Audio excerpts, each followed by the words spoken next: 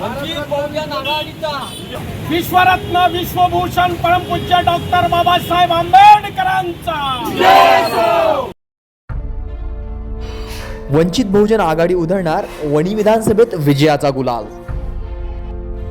वंचित बहुजन आघाडीचे वणी विधानसभा क्षेत्राचे उमेदवार मुलुक मैदानी तोफ राजेंद्र निमसटकर यांचे वणी विधानसभेशी असलेले नाते हे फार जुने आहे। एक मातब्बर राजकारणी, एक सखोल राजकीय अभ्यासक, वणी विधानसभेच्या कानाकोपऱ्यात आपल्या पत्रकारितेच्या माध्यमातून लोकांच्या मनात रुजलेलं नाव, आपल्या वक्तृत्वाच्या प्रभावाने अनेक प्रश्नांना वाचा फोडत सामान्य जनतेला न्याय मिळवून देण्याचे काम सातत्याने निमसटकरांनी केले।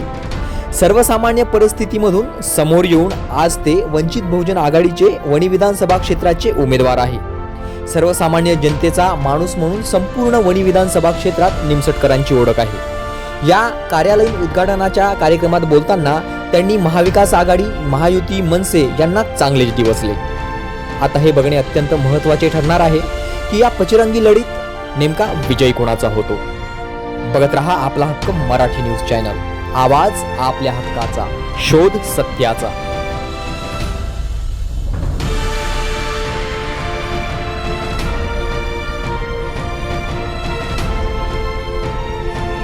जी काही घटना जे काही दिसते आहे वर्तमानात, जे काही आपण बघतो आहेत ते तुम्हाला सर्वांना माहिती आहे।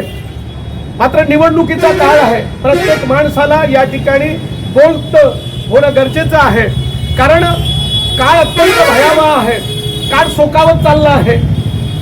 तत्वज्ञानी भाषणाची गरज नाही, मात्र दिसते आहे या देशामध्ये, या राज्यामध्ये ही जी काही लोकशाहीच्या माध्यमातून निवडणुकीचा जो काही राज्यात विधानसभा निवडणुकीचा जो काही जी काही रणधुमाडी आहे, त्या निवडणुकीच्या माध्यमातून या राज्याचे प्रश्न सोडवण्यासाठी आपण आपला नेता त्या दालनामध्ये, विधानसभेच्या दालनामध्ये पाठवणार आहोत आणि त्या माध्यमातून आपली धोरणं, आपल्या विकासाची धोरणं, जगण्याची धोरणं ठरवणारी माणसं त्या ठिकाणी जाणार आहेत। आणि म्हणून आपल्या हक्काचा माणूस, आपली जीवनकर्मिका किती अधिकाधिक सुंदर होईल यासाठीची धोरणं राबवणारा माणूस जर आपण त्या ठिकाणी पाठवला नाही तर मग आता जी परिस्थिती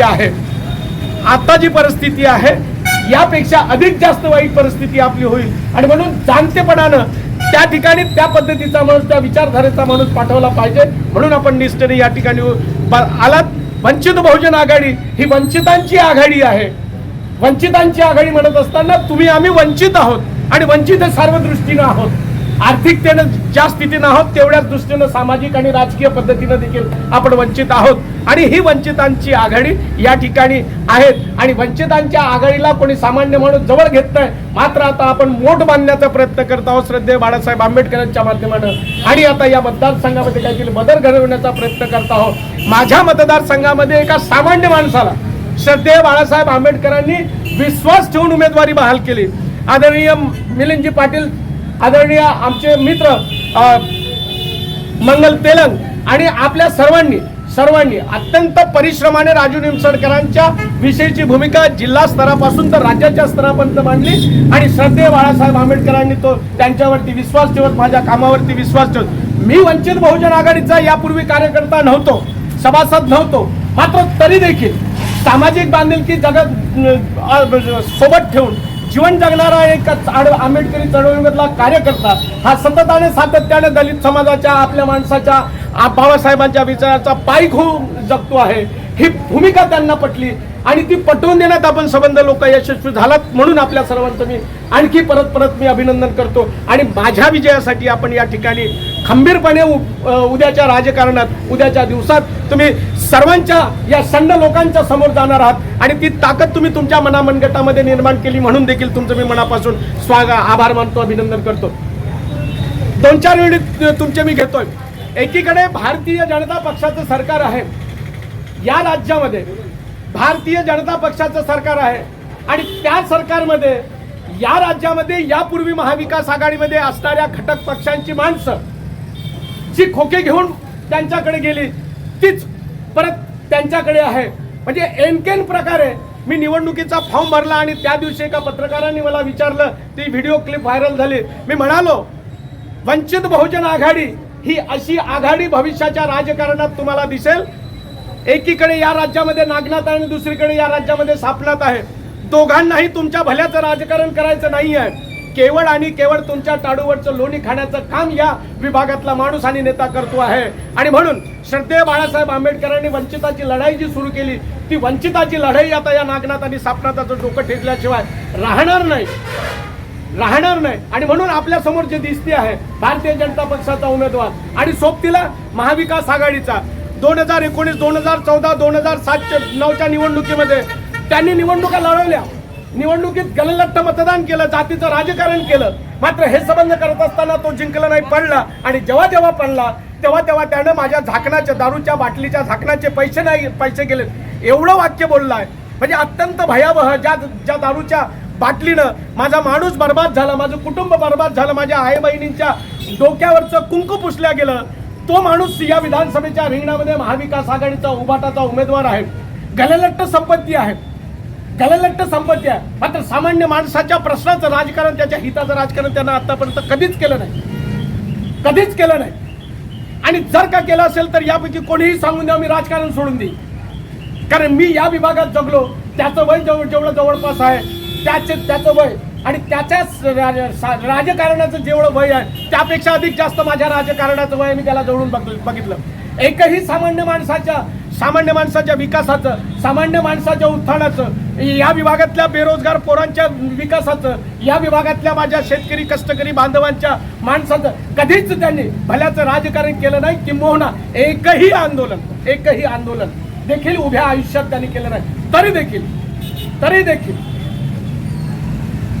उमेदवार आहे, सातत्यानं पडतो आहे. दारूचा पैसा आहे आणि तो वाहवतो आहे. दरवेळेला दारूचा पैसा वाटायचा आणि त्या बदल्यात मतदान करायचं, जातीचं राजकारण करायचं आणि जातीच्या राजकारणाच्या भरोशावर नेतेगिरी करायची, असा असलेला तिसरा उमेदवार महाराष्ट्र नवनिर्माण सेनेचा आहे. महाराष्ट्र नवनिर्माण सेनेचा उमेदवार तुम्हाला सर्वांना माहित आहे. 200-300 आणि मनसे एवढंच काही त्याचं राजकारण आहे. मी वणीच्या कार्यालयाच्या प्रचार कार्यालयाच्या उद्घाटनानंतर एका पत्रकाराने मला विचारल्यानंतर मी त्याला सांगितलं की या विभागामध्ये आम्ही सामान्य माणसं जगतो आहे. तुमचं आमचं सामान्य माणसाचं उत्पन्न काही केल्या वाढत नाही. या विभागातला आमचा सामान्य माणसाचा माणूस दर दिवसाला आत्महत्या करतो आहे, दर दिवसाला शेतकरी मरतोय, बेरोजगार मरतोय. आम्ही प्रसार माध्यमांच्या माध्यमातून ते बघतोय. त्याचं उत्पन्न नाही वाढत, परंतु ज्यांच्याकडे कुठलीच उत्पन्नाची साधनं नाही आहेत त्यांचं उत्पन्न मात्र हजारो पटीनं वाढत आहे. कुठून येतोय पैसा? लुच्चेगिरी करून, भाडवेगिरी करून संबंध पैशाची आयात या विभागामध्ये चालली आहे. आणि त्याच्या भरोश्यावर कामाचा माणूस, हक्काचा माणूस, कोणाच्या तरी एखाद्या आया बहिणीच्या हातात 100-200ची मदत करायची आणि तिचा हात आपल्या डोक्यावरती ठेवून त्याचा प्रोपगंडा करायचा आणि मी कसा हक्काचा माणूस आहो असं म्हणत फिरायचं. हा कसला प्रकार चाललाय? ही खरी तर तुमच्या आमच्या सामान्य माणसाच्या आणि गरीब माणसाची टिंगल उडवण्याचं काम त्यांच्याकडनं चाललेलं आहे. सातत्यानं टिंगल उडवण्याचं काम चाललेलं आहे. आणि तरी देखील आपण जातीच्या राजकारणाचा विचार केला तर त्याचा नेता आरक्षणाच्या विरोधात आहे आणि तरी देखील आपण दलित समाजाची माणसं त्याच्या बाजूने उभे राहतो. अरे कधी नाही समजलं असेल तर ठीक आहे, अजाणतेपणाने झालेली चूक मान्य आहे, पण तो जाणतेपणाने जर तुम्ही चूक करत असाल तर तुमच्यासारखे शंड नाही. आम्ही कधी काळी पत्रकार म्हणून त्याच्या भूमिकेला सामोरा गेलो, पण जेव्हा केव्हा आम्हाला त्याची भूमिका नाही पटली आम्ही सातत्यानं त्याचा विरोध करत राहिलो. आणि आता तर नेटानं विरोध करणार आहोत, कारण त्याच्या नेत्याला आरक्षण नको आहे. आणि जर का आपल्याला आरक्षण नसेल तर आपण जगणार कसे आहोत?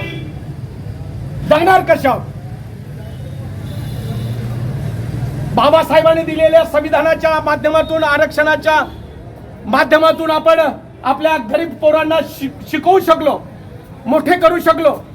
आणि आज आपली जमात या राज्याच्या, या देशाच्या अत्यंत सन्मानाच्या ठिकाणी आहे. हे संबंध होत असताना ही माणसं जर आपल्या समाजाच्या आरक्षणाच्या विरोधात असेल तर मग आपण का म्हणून त्या माणसाच्या सोबतीला राहायचं आणि त्याला मतदान करायचं आणि त्याला का म्हणून आपण हक्काचा माणूस बनायचा?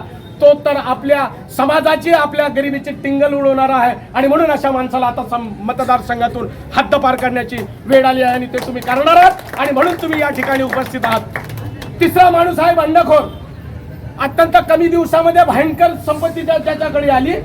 त्याला वाटलं की आता या संपत्तीची विल्हेवाट अत्यंत योग्य पद्धतीने मला लावता आली पाहिजे आणि म्हणून समाजकारणाचं मूठ डोक्यात शिरलं आणि याला थोडंसं दे, त्याला थोडं दे, त्याला थोडं दे, असं करत करत करत करत आपली अवैध संपत्ती ही वैध करण्याच्या माध्यमातून चालवलेली चळवळ आणि तिला दिलेलं समाजकारणाचं रूप तुमच्या सर्वांच्या समोर आहे. सर्वांच्या समोर आहे, सर्वांना माहित आहे, बोलत कुणी नाही. पण एक गोष्ट तुम्हाला स्पष्टपणे सांगतो, हा राजू निमसटकर कालही लढवय्या होता आणि आजही आहे. त्याच्यामधला स्वाभिमानी बाणा त्याही काळात जिवंत होता आणि आजही आहे. आणि आता तर मी तुम्हाला अत्यंत स्वाभिमानाने आणि अत्यंत खंबीरपणे सांगतो, मी वंचित बहुजन आघाडीचा उमेदवार म्हणून अत्यंत जबाबदारीने हे बोलतोय की हे सबंध शंड लोक तुमच्या आमच्या भल्याचं काम कधीच करणार नाहीत. कधी नव्हतं घडलं ते घडलंय हो, आता सपन सत्तेच पडलंय हो. हे कधी नव्हतं घडलं ते घडलंय हो, आता सपन सत्तेच पडलंय हो. बाळासाहेबांची गर्जना, स्वराज्याची घोषणा, बहुजनांनी चुपली आघाडी. आली वंचित वंचित वंचित वंचित वंचित आघाडी. आली वंचित वंचित वंचित वंचित बहुजन आघाडी. आली वंचित वंचित वंचित वंचित वंचित आघाडी. आली वंचित वंचित वंचित वंचित बहुजन आघाडी.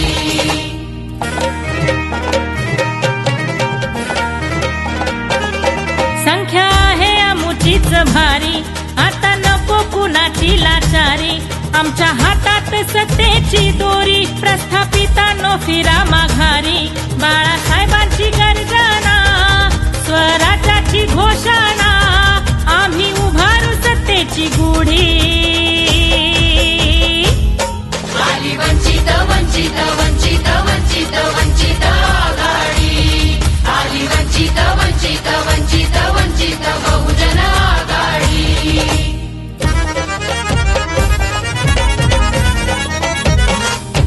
होईल ओबीसीचं चांग भल, वाजे बंडाचा धनगरी ढोल. होईल ओबीसीचं चांग भल, वाजे बंडाचा धनगरी ढोल. तेथील वंजारी